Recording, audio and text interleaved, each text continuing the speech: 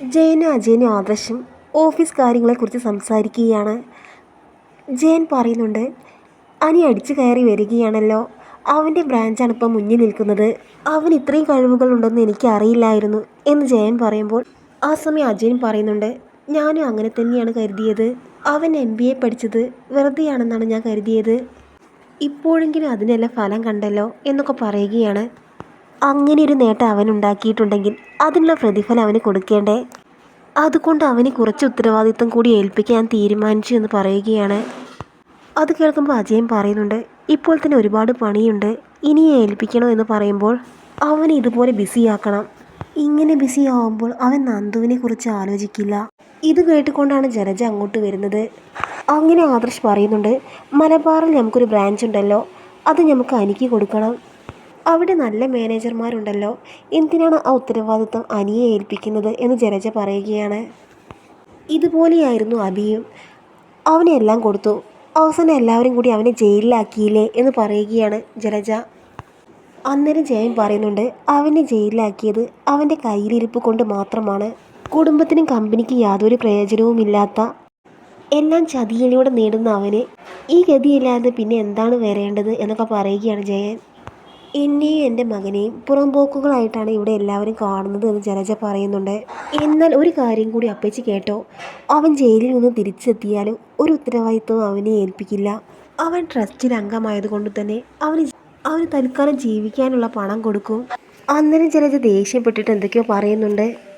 അന്നേരം ജയൻ പറയുന്നുണ്ട്, നിന്നെയും നിൻ്റെ മകനെയും ഈ കുടുംബത്തിലെ അംഗങ്ങളായി മാത്രമേ ഞങ്ങൾ കണ്ടിട്ടുള്ളൂ. എന്നാൽ അത് അങ്ങനെയല്ല എന്ന് നീയും നിൻ്റെ മകനും ഓരോ ദിവസം കഴിയുന്തോറും തെളിയിക്കുകയാണ്. കുടുംബത്തിനോടും ബിസിനസ്സിനോടും ചതി മാത്രം ചെയ്ത ഒരു പാവപ്പെട്ട പെണ്ണിൻ്റെ ജീവിതം നശിപ്പിച്ച ഒരു ചതിയനാണ് നിൻ്റെ മകനെന്ന് ഒരിക്കലും നീ മറക്കരുത്. അതുകൊണ്ട് നീയും നിൻ്റെ മകനും അടങ്ങി ജീവിച്ചോ എന്നൊക്കെ പറയുകയാണ് ജയൻ. അന്നേരം ജലജ ദേഷ്യപ്പെട്ടുകൊണ്ട് അവിടെ നിന്ന് പോകുന്നുണ്ട്. ജലജ പോയി കഴിയുമ്പോൾ ജയൻ പറയുന്നുണ്ട്, എനിക്ക് എന്താണെന്ന് വെച്ചാൽ നീ ചെയ്യണം, ഇതൊന്നും കേട്ട് നീ പിന്മാറരുത് എന്ന് പറയുകയാണ്.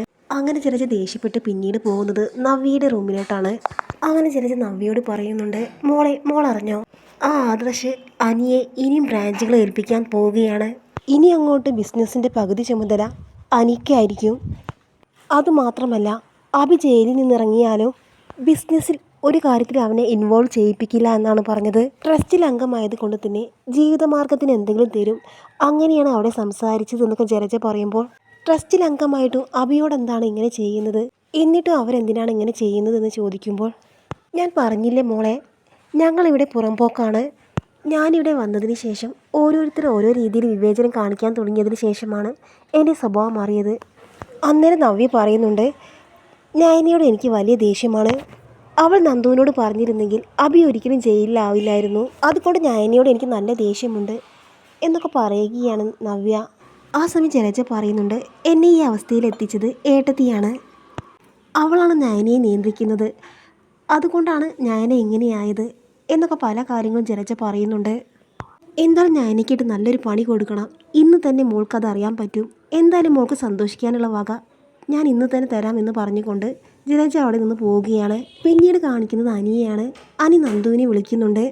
ആദർശേട്ടൻ തനിക്ക് ഒരുപാട് ഉത്തരവാദിത്തങ്ങളും കാര്യങ്ങളും കമ്പനിയിൽ തന്ന കാര്യം അനി നന്ദുവിനോട് പറയുകയാണ്.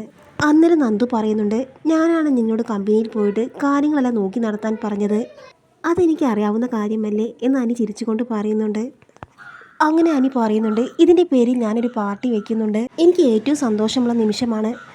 എന്തായാലും നിൻ്റെ സൗകര്യം കൂടി നോക്കണമല്ലോ, നീ ഇല്ലാതെ എനിക്ക് എന്ത് പാർട്ടി, എന്തായാലും നിനക്ക് പറ്റുന്ന സമയം പറ എന്ന് പറയുകയാണ് അനി.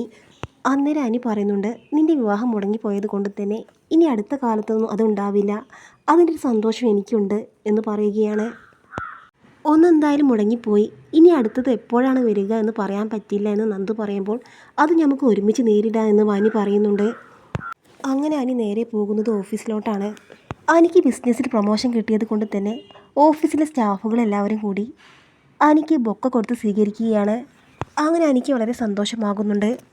ഏട്ടൻ എന്നെ ഇത്രയും ഉത്തരവാദിത്തങ്ങൾ ഏൽപ്പിച്ച സ്ഥിതിക്ക് ഇനി കുറച്ചുകൂടി ഞാൻ ഉത്തരവാദിത്തം കാണിക്കും. എന്തായാലും എനിക്ക് വലിയ സന്തോഷമായി, അതുകൊണ്ട് തന്നെ എൻ്റെ വക ഒരു പാർട്ടിയുണ്ട്, ഉച്ചയ്ക്ക് നിങ്ങൾക്ക് എന്താണ് വേണ്ടതെന്ന് വെച്ചാൽ പറഞ്ഞാൽ മതി എന്നൊക്കെ അനി പറയുന്നുണ്ട്.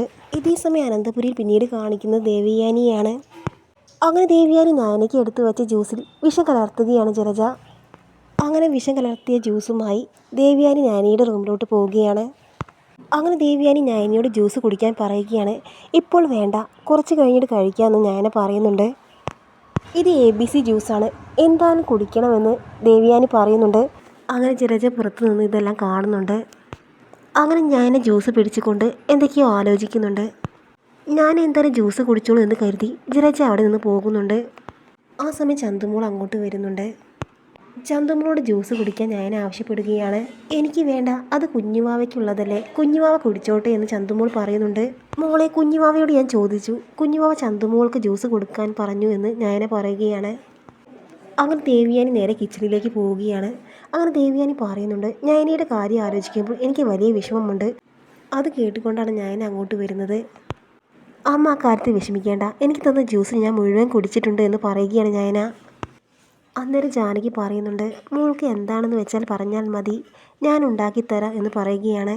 പക്ഷേ നന്ദുവിനെ ഇങ്ങോട്ട് കൊണ്ടുവരാൻ മാത്രം പറയരുത്, അതെനിക്ക് വലിയ വിഷമമുള്ള കാര്യമാണ് എന്നൊക്കെ പറയുകയാണ് ജാനകി.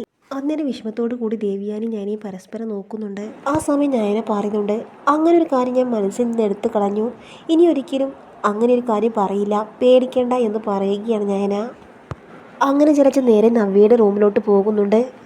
എന്നിട്ട് പറയുകയാണ്, ഇന്നെന്തായാലും ഈ വീട്ടിൽ ഇരുട്ട് ബാധിക്കും, ഇവിടെ വലിയൊരു സംഭവം നടക്കാൻ പോവുകയാണ്, ആ സമയത്ത് മോൾ എന്നെ കുറ്റപ്പെടുത്തരുത് എന്ന് പറയുകയാണ് ജലജ. ആ സമയത്ത് നവ്യ പറയുന്നുണ്ട്, ഒരിക്കലുമില്ല, എൻ്റെ എതിരാളികൾക്ക് എന്തെങ്കിലും പ്രശ്നമുണ്ടായാൽ അതെനിക്ക് സന്തോഷം മാത്രമേ ഉള്ളൂ, എൻ്റെ മനസ്സിൽ അഭിയുടെ മുഖം മാത്രമേ ഉള്ളൂ എന്ന് നവ്യ പറയുമ്പോൾ, എന്നാൽ മോൾ എൻ്റെ കൂടെ തന്നെ നിൽക്കണം എന്ന് പറയുകയാണ് ജലജ. എന്താണ് അമ്മേ, എന്താ കാര്യം എന്ന് നവ്യ ചോദിക്കുന്നുണ്ട്. ഇപ്പോൾ ഒന്നും പറയുന്നില്ല, മോൾ അന്നേരം കണ്ടോളൂ.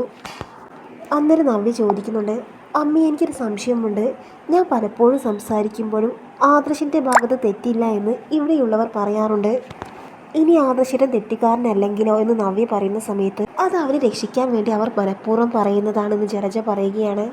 അങ്ങനെ ജലജ പോയി കഴിഞ്ഞപ്പോൾ നവ്യ അതിനെക്കുറിച്ച് ചിന്തിച്ച് നിൽക്കുന്നുണ്ട്. അങ്ങനെ ഇത്രയൊക്കെ കാണിച്ചുകൊണ്ടാണ് ഇന്നത്തെ എപ്പിസോഡ് അവസാനിക്കുന്നത്.